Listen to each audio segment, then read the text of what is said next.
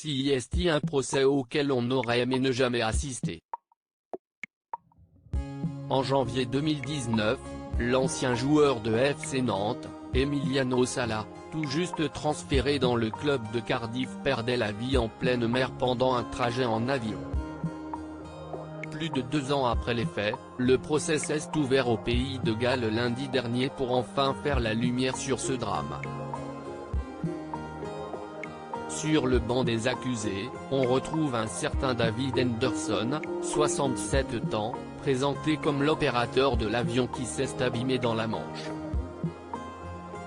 S'il a déjà reconnu une partie des torts qui lui sont reprochés, il semble que celui qui était censé piloter l'avion ne soit pas sorti d'affaire.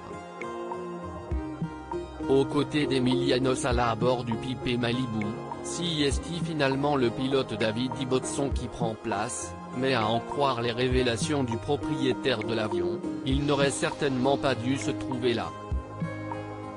Fekili, le propriétaire, a expliqué qu'il avait envoyé un email en juillet 2018 pour indiquer à David Henderson de ne plus jamais avoir recours au service de David Ibbotson, 59 ans, pour conduire son avion. La raison ? Le pilote en question était l'auteur de 2 infractions signalées par l'autorité britannique de l'aviation civile. Nous avons tous les deux la possibilité de nous faire de l'argent malgré ce sérieux avertissement et l'absence de réelle qualité de pilotage chez Ibbotson. David Henderson, qui était censé conduire l'avion dans lequel se trouvait Emiliano Sala, lui a délégué cette responsabilité, contre l'avis de son supérieur. Lors du procès, un SMS envoyé par Henderson au pilote décédé dans l'accident a d'ailleurs été révélé et il montre clairement les intentions de l'accusé. Nous avons tous les deux la possibilité de nous faire de l'argent, écrit-il. Attiré par l'appât du gain, David Henderson comprend vite que le désastre est arrivé.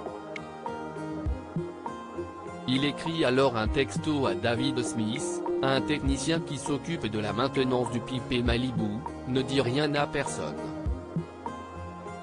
Des preuves qui accablent l'accusé, qui se retrouve désormais au premier rang des coupables dans cette tragique histoire.